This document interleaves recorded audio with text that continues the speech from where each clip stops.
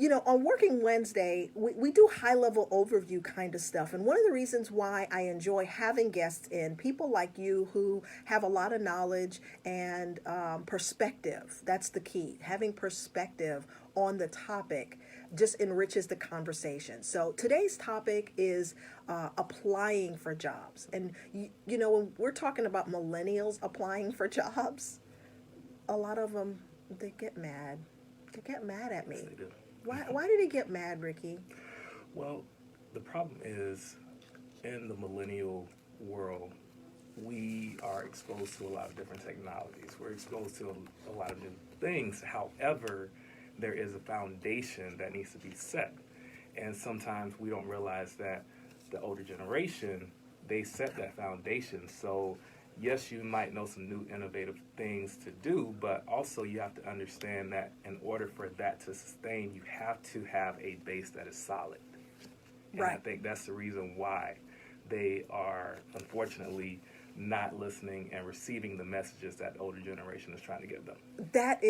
You know what? That's a great perspective. We were having a conversation before we came on this morning, and a lot of what we were talking about was that foundation. And the people who created the foundation or who came through history at a time where foundations were still really being created, the disconnect that there is between the younger generation and those that have that have the foundation. I mean, they have it, and I think because times have changed, their ability to convey it to the younger generation, there seems to be some sort of disconnect there. And so when we're talking to a younger person and we're talking about our old school ways, it's hard for them to see the value in some of the things that are in the mature person's foundation. Exactly. I agree with that. And I think the way we can kind of build that connection where we're listening to each other is to first emphasize the importance of respect. Oh, I like Understanding that, yes, this might be someone who's younger right now, but understand that they are seeing things from a different perspective, and maybe if we start to implement some of those things, we can make some major changes. And the same thing for the younger generation. We have to get them to the point where they realize, yes, they have been doing this for a long time. However, the reason why we should look at that is because if it sustained them for that long, then maybe that's something we should check out, because sustainability is important when it comes to success. Anyone can gain it, but can you sustain that? Exactly, and I think we see a lot of I like to call them the legacy people, struggling with the transition. They don't like to say it, right? Because I met a guy and he was telling me about what he did years and years ago, and I respected that. I thought his experience was great. That was one of the reasons why I connected to him. I found him through my social network, and I said, hey, I think you probably have some information that could help me. And he said, well, let me tell you what I've done. And he spent a great deal of time going through his resume with me and telling me everything that he'd done. And he had been very successful. And then he made one investment, and that one investment shifted his net worth significantly. And so now here he is in his 60s looking at how to do it again, basically. Create something substantial in terms of his own journey. And so he's connecting with young people. However, what I found in having the conversation with him was that he wanted the manpower, if you will, of the young person, but what he didn't want was the young person to be able to give him any feedback about how he might be able to do things a little bit differently. He was a little obstinate about his own success. In fact, I think he was caught up in his own success to such an extent that the young people that had come into his space came into his space, stayed for a little while, did a little bit of work, and then they left, because young people are much more instant gratification focused. Yeah, that's one of the issues, right? The longevity. They came up with microwaves. They came up with getting their whole meal in 3 minutes. So if you want to talk for more than 3 minutes, they're like, listen, I ain't got time for all that. Just tell me how to get to the 3 minutes and get through the process as fast as possible. And so finding that synergy, right? Yeah, finding that synergy between both the legacy and the new age, I guess I want to call the young people. I don't like calling people millennials and different. I don't like labels. I'm an anti-label person, but it's truly some synergy that needs to be created. And I have a 4-step job search system, and those 4 steps can be modified or customized. That's the word I was looking for. They can be customized to the person's industry. They can be customized to the person's experience level. And the idea that you can take these 4 simple steps and it works no matter what kind of work you're looking for is, I believe, the uniqueness of my job search system. When you're talking about applying for a job, there's a foundation that needs to happen. There's a before that you have to do, and then during the application, and then after the application, things that you need to do. And that's what I share with folks. So today I want to talk about, first, Ricky, I want to talk about the data gathering. So I was talking to you about the data sheet that I tell people to make. And what do you think? What do you think about my idea of having that data sheet with all the information on it? Well, I think it's important to have a data sheet just because one of the main problems where we are not able to get a job is because we don't know how we stand out. We don't necessarily know the unique value that we bring to the table. And a lot of people, they just have those main things that everyone says, that I'm punctual, that I'm nice. Those are things that you're supposed to have. Exactly. But outside of what you're supposed to have, what else do you bring to the table that separates you from the average applicant? And I think that data sheet is going to allow you to communicate that more effectively when you're in an interview process and during the job search overall. I agree. What I find actually was screening a client as I was driving in this morning, and what I said to him was, every client that I work with, I start with an assessment. So we do a career assessment first. What have you done? What do you want to do? What do you see yourself doing in the future? And then through the assessment process, we extrapolate what skills or abilities they have. And oftentimes people don't recognize that volunteer work that they've done really can impact their resume. Everybody focuses on the jobs they had. I work here, I was here for 10 years, I was here for 2 years, I was here for 6 months. And I go, but what else do you do? And they look at me really weird. They go, what do you mean, what else? I go, well, do you do anything with any groups? And then you find out, sometimes it feels like I'm extracting teeth, but I'm just extracting information from my clients. But I find out, like one young lady, she helped her family to run a foundation. And I said, is that on your resume? She was like, huh? I said, what? I said, what do you do exactly? And when she shared with me, meetings that she goes to and all of this type of stuff, and I said, if you're not putting that stuff on your resume, you are missing out. You need to be projecting that information in your interview. You need to tell people how you got transferable skills. That's the word. Transferable skills. You may not have had a job doing that, but if you did it even in a volunteer capacity, it's important. And that's where the data sheet starts to help people, because I tell them, don't just put your jobs information on there. Put your hobbies, put your special interests. If you joined a club, put that on there, because there's a space for that on the application. Right. And I think also what's missing sometimes is that people focus more so on communicating a job description as opposed to communicating the results that they have gotten and whatever they've done. Because if you have maintained a certain performance level, if you have gotten some results for that company or whatever that project is, that's really what they want to know. They can always go online and see the job description, but talk about some of those results that you have brought, some of the value that you have brought. Exactly. Teaching people to brag about themselves. I mean, that's the whole point. A company is going to hire you because you're amazing, not just because you show up and you smile. and you know some stuff in your head, they want to know, how did you take the stuff that you learned in school or the trainings that you got or the experiences, and how did you apply them to the workplace in such a way that people are compelled to say, you could do that for my business and that's what I want you for. So I talk with people about understanding that there's more to you than just the jobs you've had.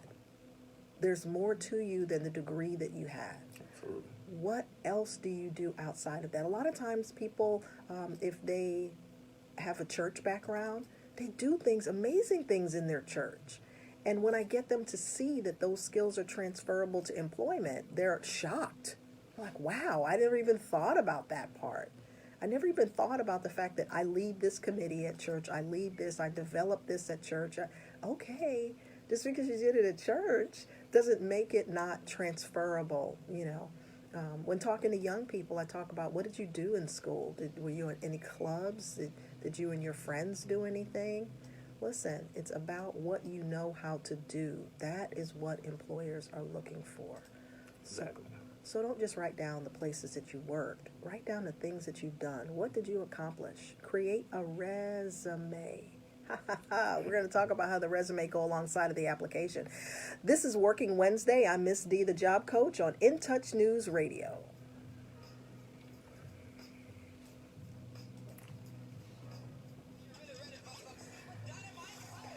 Good morning, good morning. So if you're watching here on social media, if you're watching on either of the Facebook pages, please, please, please share, share, share. Sharing is caring. If you have a question, please call in. The phone number is 813-444-9588. If you have a question for me or you have a question for Ricky, we would love to take your calls. Share, share, share. Share, share, share. Hey, Kia, how are you? Good morning, Gretchen. Good to see you. It's a short commercial break.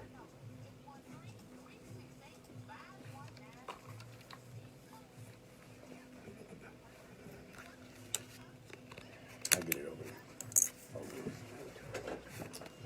So, want to do that?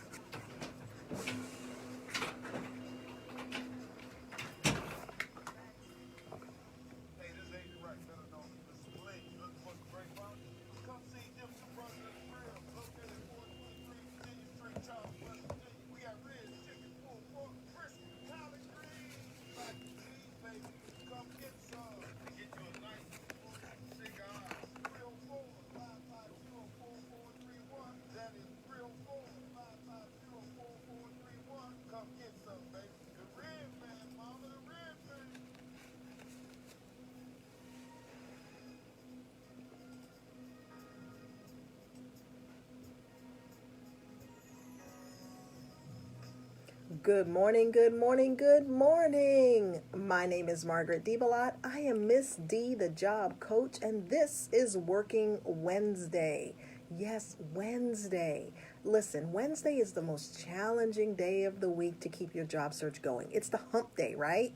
You got to get over the hump. I know on Monday you probably had an interview. Tuesday you filled out more applications. And Wednesday it's kind of on the lull. And you're thinking, how do I keep this thing going? I think I should just quit and go on vacation. No, no, no, you're not going to quit. You're not going to lay there on the couch all day either. Come on. Working Wednesday is here to help you. Yes, help you. Look, I'm going to share with you some ideas that can help you continue in your job search, some tips, some tricks, some things that you need to know. That's what Working Wednesday is all about. So get up, get your pen, get your paper. Ricky, Bernie, and I are here this morning, and we are going to help you to apply for jobs. Okay, listen. When you're applying for a job, we talked about the data sheet, the information you should put on the data sheet, because you want to be truthful and accurate in your application. Please remember that an application is a legal document. Yeah, don't get creative. Because in this age of social media and this age of computers, it is way too easy for somebody to catch you in some nonsense. So please remember that everything that you put on the application needs to be true and accurate to the best of your ability, because it is a legal document. And then the other thing that I want to share with you is please, please, please look at the job that you're applying for. Look at how they wrote the ad. Listen, the way they write the ad, they put certain words in it. And if you once were a cashier, I'm just going to use something really simple, and they described a cashier in a particular way. Now, let's say the job description that you put on cashier was slightly different. Just because they use different words, don't ignore that. Because when they set up the software to be able to pull your application in, they're going to be looking for those keywords. So please look at how they wrote the job description and be sure that when you describe a job that you did very similar to the one you're applying for, that you look at those key words. Keywords are very, very important when filling out applications. So, Ricky, talk to me a little bit about some of the experiences that you've had with trying to fill out applications or trying to guide people through the application process. Well, first I'll talk about my experience with it. So, trying to fill out job applications, I remember at one point I was literally filling out 10 to 20 job applications a day. And this was directly outside of college I did this. But I was just applying for any and everything that was out there. I didn't remember what I applied for, and I wasn't really making myself stand out with the words that I was using in there. I just said I had a degree and I worked at a bookstore, so I just said the basic duties of it. So I wasn't doing anything that was drawing attention, and I couldn't understand why I wasn't getting any callbacks.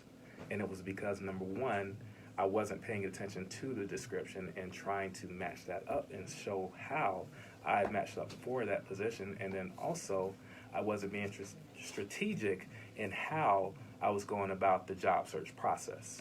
Yeah, strategic. See, I am a targeted job coach. What I mean by targeted, I help my clients to target the industries or the companies that they specifically want to work with or for, and that's what we go after. You know, oftentimes people come to me and they say, I need a job, and I go, well, what job are you looking for? And they go, well, listen, I've been unemployed for quite a while, so I'll take any job. And then I take them to the computer and I ask them to Google any job. Guess what happens? Nothing. There's no job called any job. There is a job that you're looking for. There's a particular job that you're looking for. And I encourage people to target what industry or what company or companies they want to go after so that their efforts, they don't get worn out, basically. Right. Because people get tired, right? Job search is not a fun task. And so targeted job search is really, really important. Knowing what you're going after. Knowing the culture. Somebody on social media said culture. Yes, knowing the culture of the environment that you're looking for. Are you looking for a big company, a small company, private owned company, or big corporation? Are you looking for something that's going to give you the opportunity to grow and develop, or are you just looking for a job right now? Are you looking for a career? What is your strategy? Ricky, I love that you use the word strategy. Too often people have no strategy. Right. And I see sometimes people leave jobs and they left it because maybe there was something they didn't like about their boss. But then when they leave there, they just look for anything because they need work. So someone would come to me and say, well, I need a job now. Okay, so what do you want to do? Well, I just need work. Okay, so we get you work, and then you run into the same situation, not addressing the pattern that you're doing. Because if you did not address exactly why you left that company and what you're seeking in the next company, you're going to be having a cycle of leaving the jobs, and that's where the job hoppers come in. And there's something called emotional intelligence. And if I get the chance, I met a guy who's out in California, and he's doing some work with emotional intelligence, and I absolutely want to get him on here because, and if you are listening, Google emotional intelligence and start reading on that and understand how that impacts your resume, it impacts your job search pattern. And these types of things are really, really important for us to take inventory. One of the things that I encourage my clients to do before they start applying for jobs is take a personal inventory. Take a personal and a professional inventory, whether you do it using some sort of electronic tool or you simply write down, who are you today? What do you want your career to look like? Where are you going? What are your strengths? What things have worked really, really well for you in the past?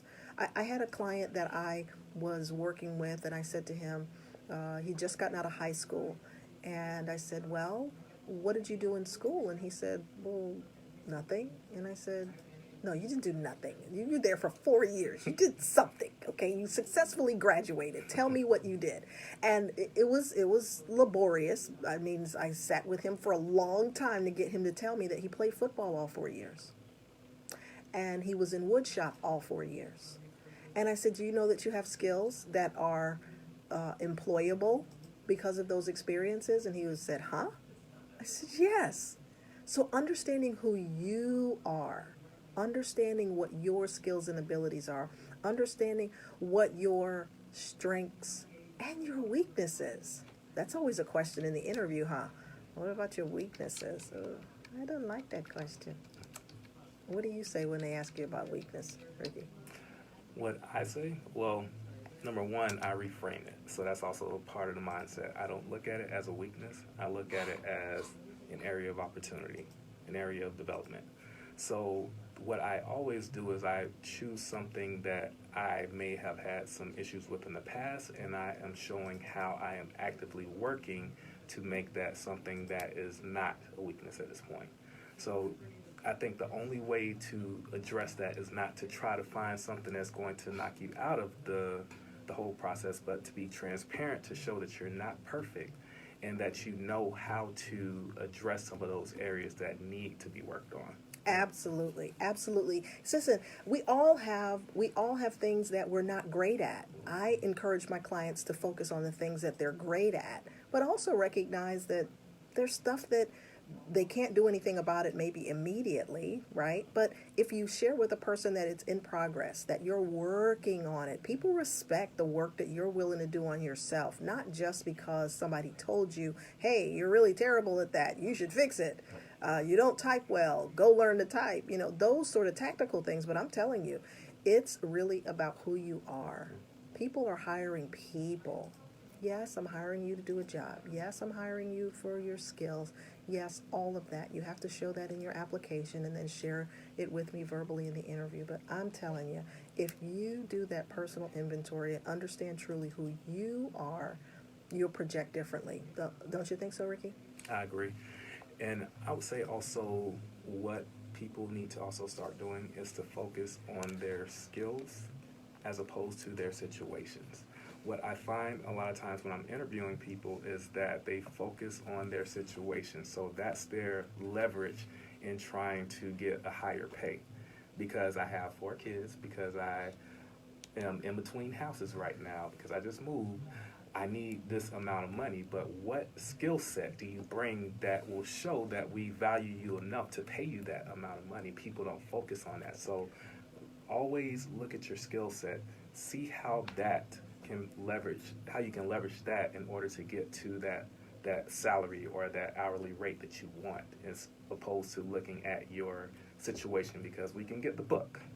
That's right. We can get the book. So don't worry about telling us all the details. That's another thing, is discretion. Discretion, ensuring that you're not giving too much information that will cause you to be possibly discriminated against, where they're not looking at what skills that you do have. So have discretion and focus on your skill set. Skills. It's all about your skills. They're hiring you because you can do something. And when we talk about salary, we're going a little bit out of the applying realm here, but Ricky, I think this is really important. And since we have the audience, let's make the point. People tell me all the time how much money they want to make, and I go, that's great. What on your resume or your application says that I should pay you that? And then they look at me really weird because they don't know. They don't know why someone should pay them that. I go, if you don't know why I should pay you that, then I don't know why I should pay you that either. Don't leave it to me to figure out. You need to show me overtly. I have this many years of experience. I tell people all the time, quantify things. Put numbers to it. You said that you needed somebody with 3 years of experience. Well, I have 6. That's why you should not pay me the entry-level pay for this job, no matter what that pay is. I have a degree. You said all you needed was somebody with a high school diploma. You've got to look at those things and figure out how to leverage yourself. Look at what the minimum requirements are for the job and then move to the next level. What do I have more than what they're asking for? How can I sell them? Ha ha ha, that word sell. People don't like the word sell, but come on now. You are the best commodity that you have. And what you're actually selling is you. And just to bring it back to the application process, that's part of the research part of the application process, but a lot of people don't do that as well. If you go on sites such as glassdoor.com, you can research what that position is going for in that specific market. And sometimes you can actually see from that company in your area what is the average rate or salary that a person in that role makes. It's important that when you're applying for jobs, like you said, you're not just applying for anything, but if you know what you need to make or what you want to make, go online, do your diligent research, and see what the going rate is. Because if you are trying to apply for a customer service position, this happens to me all the time, a customer service position, entry level, and you're expecting $22 for a $12 an hour job, you're completely out of alignment. And I know that you did not do your research prior to that. Right. I've had people sit down in front of me and they say, oh, well, doesn't this job pay? And they quote something. I go, no. And they're like, well, why not? Because, see, here, I have all of this. And I go, well, you're overqualified. Exactly. You're overqualified. You're looking for a job that has different requirements than the job that I'm offering. And people get frustrated. I have clients get frustrated all the time. And they say, well, they don't want to pay anything. No, they don't want to pay someone who's overqualified to do a lesser job. Exactly. You impact your resume negatively when you do that. And I understand. I understand if you've been unemployed for a period of time, maybe you need a job coach. Miss D, the job coach, I recommend. And once you're working on it by yourself, sometimes you get desperate and you just take something because you don't want to continue to be unemployed. But when you go looking for the next job and they say, well, what was your previous salary? Then you have to tell them that you had a lesser salary, and then you have to explain why you accepted that lesser salary. I'm telling you from the recruiter's perspective, from the HR person's perspective, when they see that the last job you had paid you less, they use that as a way to pay you less money. They say, oh, well, this person, they're used to making this, and so I'll keep them in line with their salary history. And they do that. I didn't say it's fair. Stop making that face. I see you. It's not about being fair. It's about you having a strategy and understanding strategically what you're doing to yourself. That's why I recommend that you don't do your job search alone. I recommend you have a coach. Absolutely. Finding ways to get alongside of people or information that can help you. Now, you mentioned Glassdoor. I like salary.com.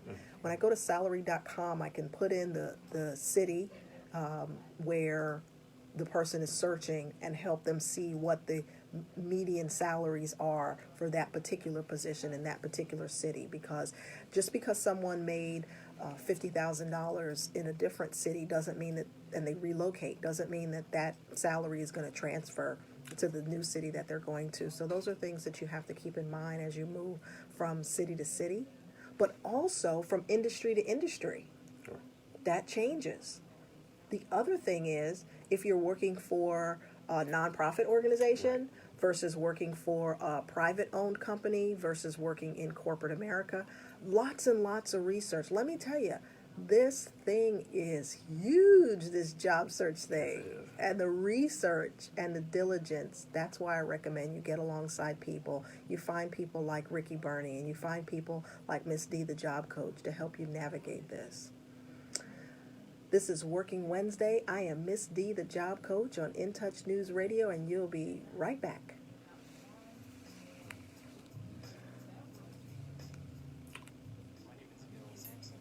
Thank you so much for joining us on Facebook. Please share, and call in. If you have a question, call in. The phone number is 813-444-9588. 813-444-9588. We'll answer your questions live on the air. Thank you so much. Please hit the share button. If you're following us on social media, please hit the share button. Share, share, share, because sharing is caring. Hey, Isla, how are you today? Hey, I'm going to reach out to you when I'm done here. Aren't I supposed to see you today? Don't you have a package for me? Share, share, share. Let's see. So we've talked about what to do before. We've talked about what to do during. Let's talk about follow-up.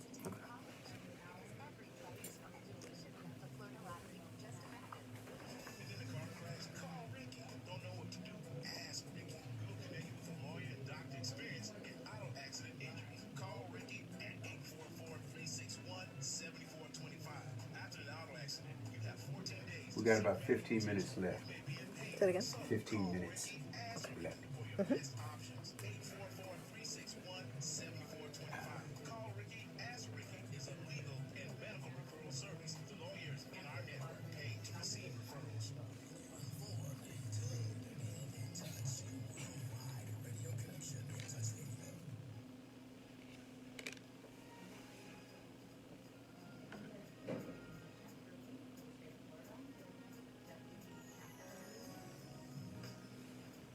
Good morning, good morning, good morning. It is Wednesday. Yes, it is Working Wednesday. My name is Margaret DeBellotte. I am Miss D, the job coach.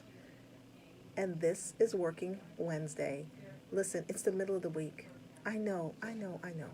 You have that look on your face.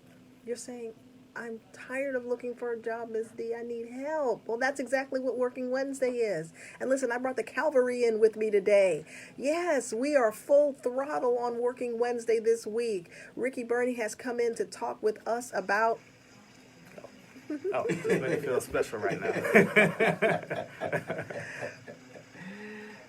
Come on, Ricky, that's how we do it. DJ CEO is top notch. This is first class. We say, oh, man. We appreciate guests when they come to visit with us because you just enrich the experience for the listeners. So thank you so much. Your perspective as a person who's working actively in teaching the same things that I teach, similar, same topics. At the end of the day, it's about helping a person get a job. And sometimes simply just having the conversation can reveal simple things, small things. I have conversations with people just when I start to work with someone that I recently have met. I have a conversation with them before we decide whether or not they're going to use my services. And sometimes I reveal that they really don't need a whole lot to help them get started. They need one or two tips or ideas. That's what Working Wednesday is about, is giving one or two ideas to help a person keep going in the job search process. Now, so far, we've talked about preparing, getting ready on the front end, having that data sheet, and understanding the application process. And then we talked about what to do during the application. There's lots of ideas there. There's the keywords. There's understanding that your volunteer experience or your hobbies can also yield skills that are relevant. You should put that information on your application, find the spaces for it because most applications have that. And then focusing on what you've achieved. What do you do so that an employer can see that you're qualified? But now, Ricky, a lot of people say, hey, I filled out all those applications and nothing happened. What do you say to that person? Well, I would say the next question is, have you been following up? Following up? Yeah. Following up? What do you mean following up? Following up, which is also what makes you stand out. Is there anyone in your network that is possibly someone that works for the company or knows someone in the company? And many times, remember, there's maybe 500 applications that might come in a day. Not a week, not a month, but a day. Mm-hmm. So the way to stand out is to have someone who is within that company or know someone that can push your application a little bit further. So if you have that person, follow up with that person and ensure that they endorse you. Exactly. I was talking to a young man who's applying for an entry-level job, and he said, I've got to go back and get that lady's name. She said that when I was ready that to apply, to get her name, and I could put her name on my application. There's a place on your application to put someone who's referring you. So you absolutely use those opportunities to get your application pushed up on the stack. And that follow-up, calling the company, calling them, taking your resume and going by there. A lot of times people say, well, I don't want to go by there. I just kind of look silly. And I know that looking silly is hard, but I say, well, you don't look silly if you have something to deliver to them. Deliver your resume. Yes, you attached it to the application. But when I walk into a business and I say, I recently applied here and I'd like an opportunity to just introduce myself to the hiring manager. I know that they're really busy, but could I at least introduce myself and share my resume? Once I do that, I now have my information in my hand, right? My information in my hand to be able to drop off. And by dropping off my resume with the company, now they know that I'm the person that showed up. They like the way that I appeared when I came into the business. They liked the way I interacted. It was professional, and I didn't ask for an interview. I simply asked to introduce myself and say hello. Now, I might get to meet the hiring manager, and I might not, but I'm now leaving my resume. This is the person. Here's how to contact them. Here's the resume for you to look for in the stack of the 500 applications that you have, right? If you go on social media, if you go on the websites, the Indeed.coms and those places where you apply, oftentimes you can see how many other people have looked. And so his number of 500 is not exaggerating at all. You have many, many people in the marketplace that are looking. And if you are targeted and you do your follow-up well, your opportunity to get to that interview is greater. It's greater. Ricky, what are some of the other things that you recommend people do to follow up?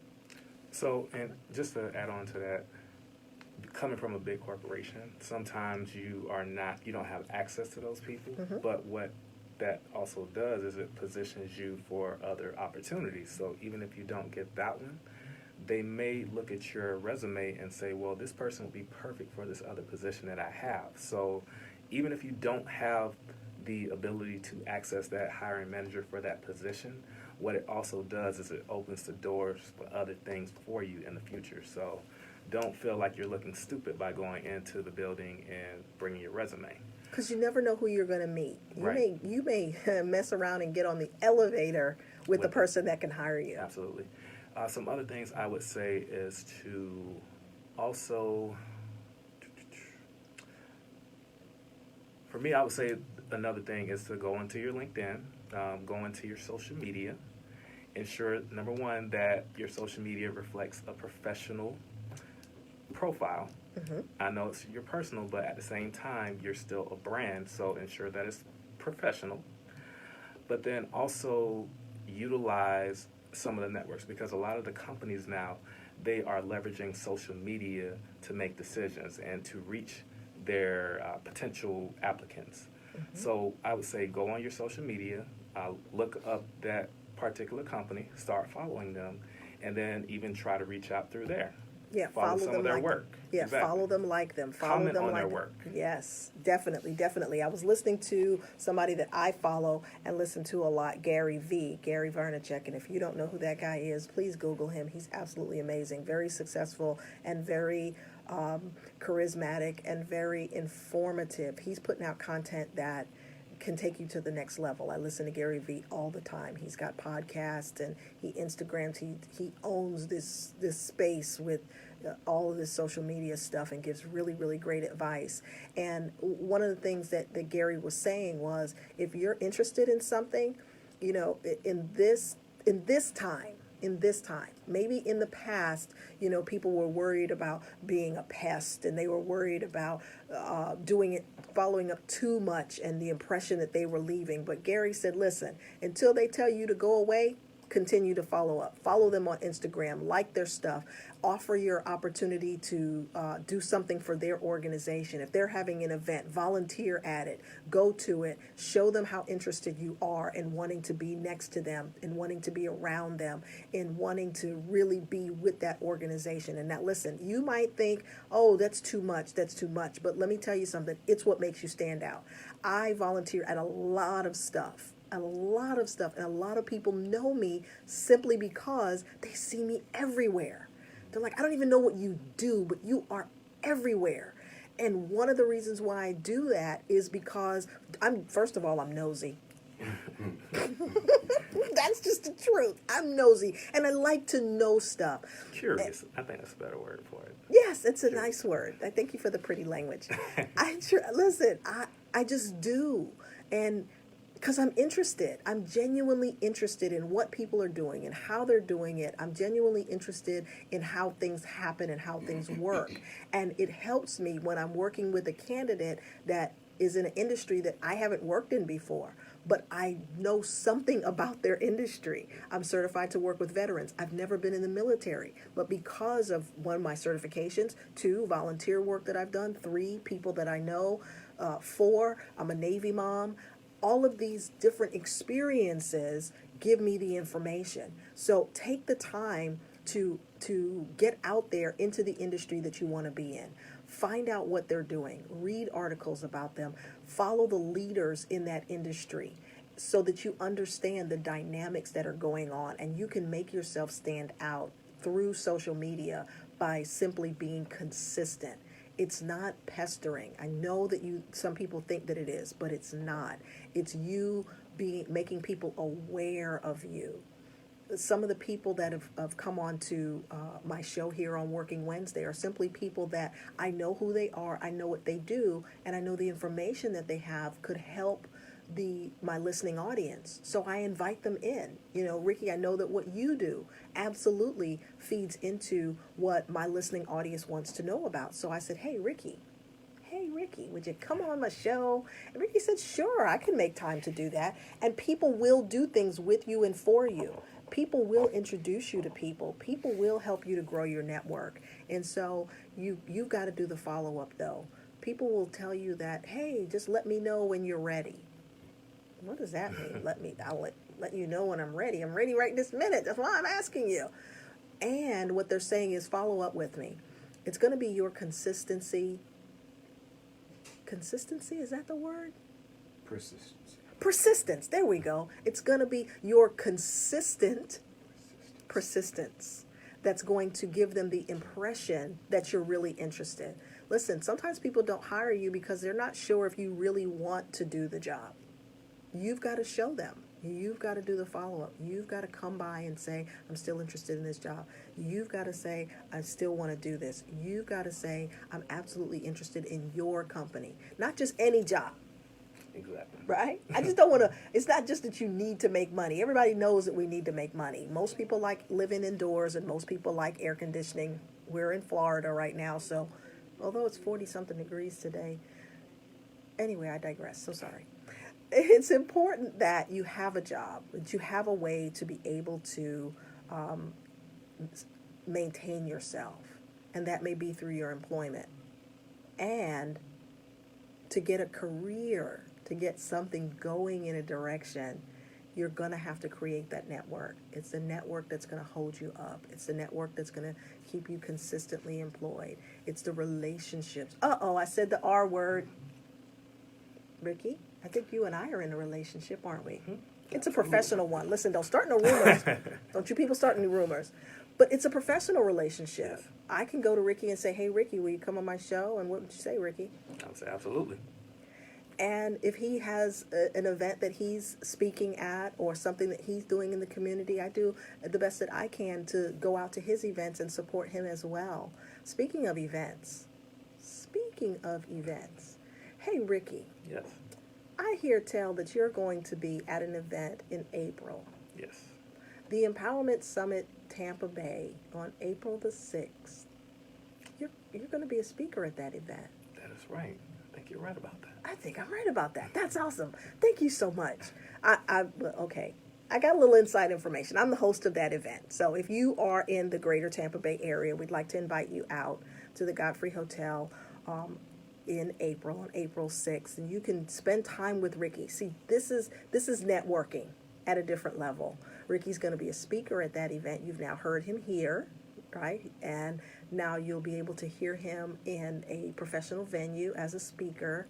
And it's an event where the speakers will spend time with the audience. They won't just come and speak and scurry away. They'll also network and spend the day. So it's building your network. It's getting people to know you. And then, hey, guess what? If you come to the event and you meet Ricky and he says, follow up with me, please make sure that you follow up. Hey, Ricky, I want folks to know how, after the show, they can get in contact with you. Do you have contact information? Yes. You can reach me at my website, www.emergingexcellencellc.com. You may also get me on social media at Ricky Burney, also Emerging Excellence LLC, and on Instagram at ricky.burney.speaks.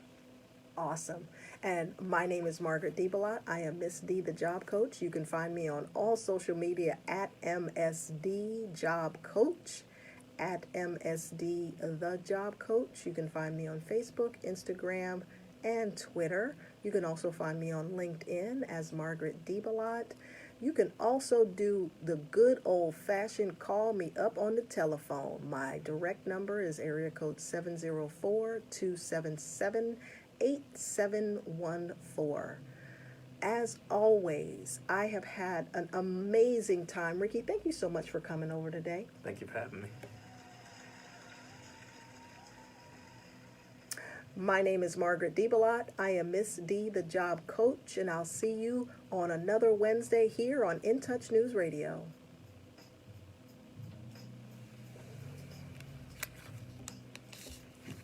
Great job, great job.